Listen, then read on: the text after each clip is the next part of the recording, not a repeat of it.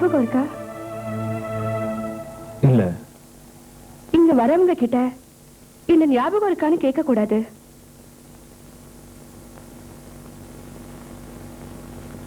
பிரசாத் தானே உங்க பேரு? ஆமா. காலேஜ்ல நான் உங்களோட ஜூனியர்.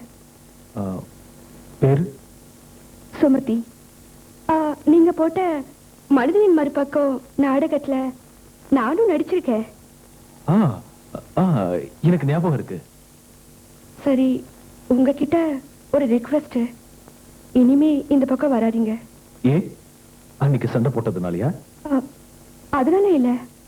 என்ன சுமதி, இப்ப நான் இங்க வந்தது மத்தவங்க மாதிரி எண்ணத்துல இல்ல. நீங்க இந்த தொழிலுக்கு வந்ததுக்கான காரணத்தை நான் தெரிஞ்சுக்கணும். அதுக்கு எனக்கு நீங்க கொஞ்சம் உதவ முடியுமா? என்னை பத்தி சொல்றது கூட எனக்கு சுதந்திரம் இல்ல. என் படுக்கைக்கு வரவங்களை சந்தோஷப்படுத்துறதுதா என்னோட தொழில். உங்களுக்கு நான் எப்படி உதவ முடியும்? சுமதி, நான் ஒரு கட்டுரை எழுதிக்கிட்டு இருக்கேன். அது பத்திரிகையில வெளியானதுக்கு அப்புறம் உங்களோட பாதுகாப்புக்காக ஒரு அமைப்பையே உருவாக்கணும். ஆமா, நீங்க இந்த நிலைமைக்கு வர காரணம்? படிச்சுட்டு இருக்கும்போது சினிமாவில் நடிக்க ஒரு வாய்ப்பு கிடைச்சது. அந்த பட ப்ரொடியூசர் கிட்ட நான் என் மனசை பறி கொடுத்தேன். அதை புரிஞ்சுக்கிட்டு அந்த ஆளு என்ன பல பேருக்கு பங்கு போட்டு நிறைய பணம் சம்பாதிச்சான். சம்பாதிச்சது என்ன அம்போன்னு விட்டுட்டான். அதனாலதான் எனக்கு வாழறதுக்கு வழி தெரியாம இங்க வந்துட்டேன். உங்களை மாதிரி இருக்கிற மத்த பொண்ணுங்களுக்கும் ஒவ்வொரு அனுபவங்கள் இருக்கும். அவங்க கிட்ட பேசுறதுக்கு எனக்கு ஒரு வாய்ப்பு உண்டாக்கி தர முடியுமா? இது நடத்துற ஆளோட அனுமதி இல்லாம அவங்க சம்மதிக்க மாட்டாங்க. அவர் எங்க இருக்காரு? அந்த பொண்ணுங்களுக்கு அவரை பத்தி தெரியும். அவங்க கிட்ட கேட்டாலும் சொல்ல மாட்டாங்க. சரி, நான் கிளம்புறேன்.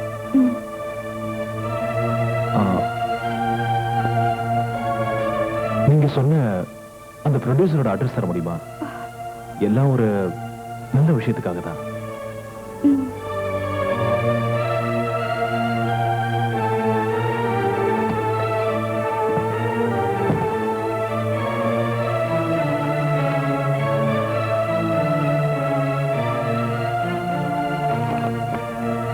அட்ரஸ் இதுக்கு பின்னால இருக்கு.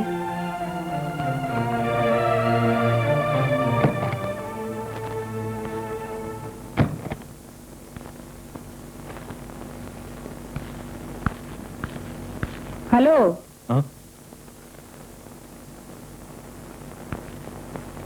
என்ன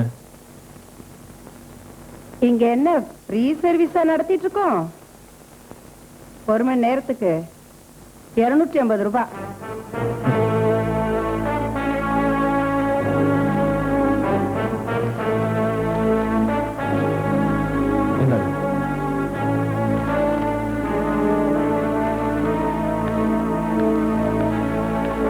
நடத்துறது யாருன்னு நினைச்ச?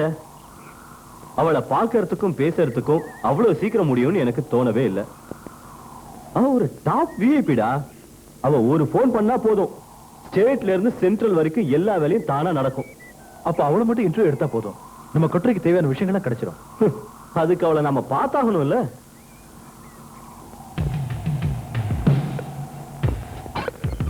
உள்ள வர சொன்னாங்க.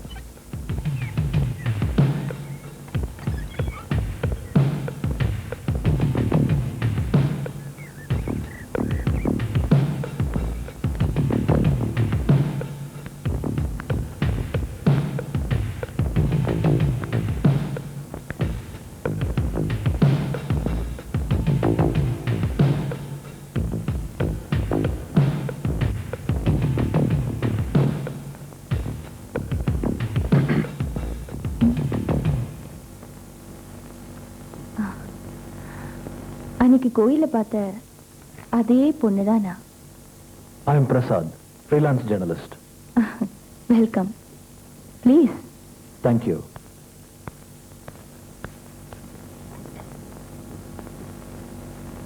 என்ன இன்டர்வியூ எடுக்கிறதுக்கு வந்தீங்களா? இன்டர்வியூ எடுக்கிற அளவுக்கு நான் ஒரு சினிமா ஸ்டாரோ மந்திரியோ இல்லையே, ஆல் இந்தியா ஃபிகரும் இல்லையே. ஆல் இந்தியா ஃபிகரை விட ஒரு படி மேல நீங்க ஒரு எஸ்சி பிஐபி ஆச்சு. எஸ்சி விஐபியா? ஸ்டேட் முதல் சென்ட்ரல் வரைக்கும் தெரிஞ்ச ஃபிகர். இப்போ நான் இங்க வந்ததோட நோக்கம், நீங்க நடத்துற விபச்சார விடுதியில இருக்கிற பொண்ணுங்களை இன்டர்வியூ எடுக்கிறதுக்கு உங்க அனுமதி வேணும்னு கேட்க. புரியலையே. சமூகத்துல விபச்சாரிங்க மேல உள்ள களங்கத்தை துடைக்கணும். அவங்களோட கடந்த கால வாழ்க்கையை பத்தின உண்மையான சம்பவங்களை ஜனங்க படிக்கிற மாதிரி செய்யணும். அப்பதான் அதை படிக்கிற மக்களுக்கு அவங்க எல்லார் மேலையும் பாசம் வரும், பரிவும் வரும். எங்க வாழ்க்கையை நாசமாக்குன அந்த அயோக்கியங்களை மிஸ்டர் எக்ஸ்ன்னு ஒய்ன்னு பேர் வச்சு எங்க போட்டோவோட கண்ணும் காதும் வச்சு எழுதி உங்க பத்திரிக்கையில நியூஸ் வெளியிடுவீங்க. விபச்சாரிங்க கதைனாலே லட்சக்கணக்கான மக்கள் அதை ரசிச்சு படிப்பாங்க. உங்களுக்கும் பணம் கிடைக்கும். அந்த கதைகளை சில பேர் சினிமாவா எடுத்து கோடிக்கணக்கில் பணம் சம்பாதிப்பாங்க. உங்களோட கோபம் எனக்கு புரியுது. ஆனா நான் எழுத போற கட்டுரை மூலமா நிச்சயமா ஸ்டேட் கவர்மெண்ட் நல்லதொரு நடவடிக்கை எடுப்பாங்கன்னு நான் நம்புறேன். ஸ்டேட்ல இருந்து சென்ட்ரல் வரைக்கும் இருக்கிற பெரிய மனுஷங்க எங்க மாதிரி பொண்ணுங்களை அனுபவிக்கிறதுக்காக தேர்தல் வாக்குறுதியோட பெரிய வாக்குறுதி எல்லாம் தந்திருக்காங்க. அந்த வாக்குறுதிக்கெல்லாம் சாட்சி இந்த பொண்ணுங்களோட உடம்புதான். திடீர்னு நீங்க இவங்களுக்கு அனுதாபம் காட்டுவீங்க, புது வாழ்க்கை அமைச்சு தர போறோம், அதுக்காக தான் பேட்டி எடுக்கிறோம், அப்படி இப்படின்னு கதை விடுவீங்க. உங்களுக்கு இதெல்லாம் ஒரு பொழுதுபோக்கா போயிடுச்சு. உங்ககிட்ட ஏமாறதுக்கு நாங்க முட்டாளுங்கல்ல. பாவப்பட்ட பொண்ணுங்களை பேட்டி எடுக்கிறதுக்கு நான் ஒரு காலும் சம்மதிக்க மாட்டேன். நீங்க போலாம். மிஸ் சாரதா, ஒரு நிமிஷம். நான் ஒண்ணு சொல்லட்டா? உங்க மகளையோ தங்கச்சியோ எப்பவாவது விபச்சார விடுதலை நீங்க பாத்தீங்கன்னா என்ன பாடுபடும் உங்க மனசு?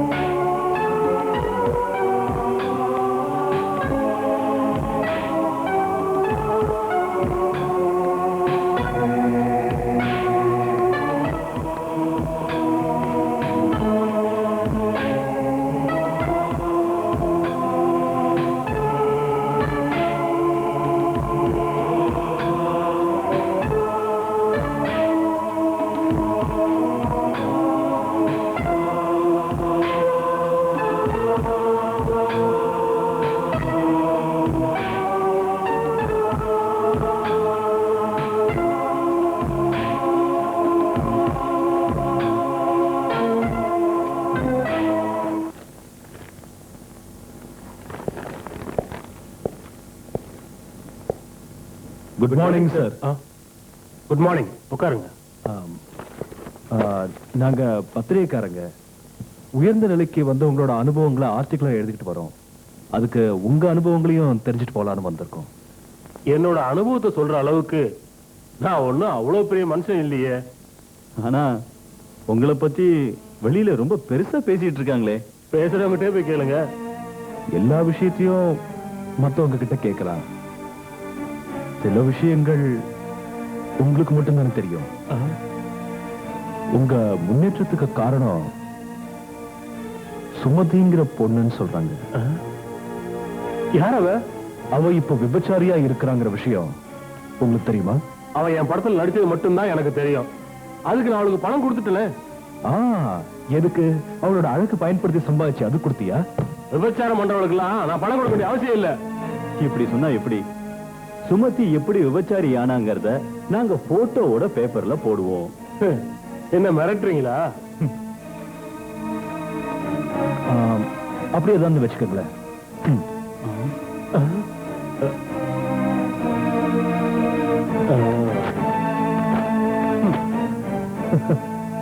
நீங்க அதை கிழிச்சு போடுறதுனால எந்த ஒரு பிரயோஜனமும் இல்லை. அதோட ரீகாப்பி நெகட்டிவ்ஸ் எங்க கையில இருக்குது. சுமதி நிலைமையை பத்தி கேட்கிறப்ப என் மனசுக்கு கஷ்டமா இருக்கு. இப்ப நான் என்ன செய்யணும்னு சொல்லுங்க. உங்களோட மனசுக்கு என்ன தோணுதோ அதை செஞ்சா போதும். தற்சமயம் ஒரு 10,000 ரூபாய் கொடுத்தீங்கன்னா போதும். ஒரு காரியம் பண்ணலாம். அந்த பணத்தை நானே சுமதிட்ட கொண்டு வந்து கொடுக்கறதுல உங்களுக்கு ஒரு கஷ்டம் இல்லையே? எங்களுக்கு சந்தோஷம் தான்.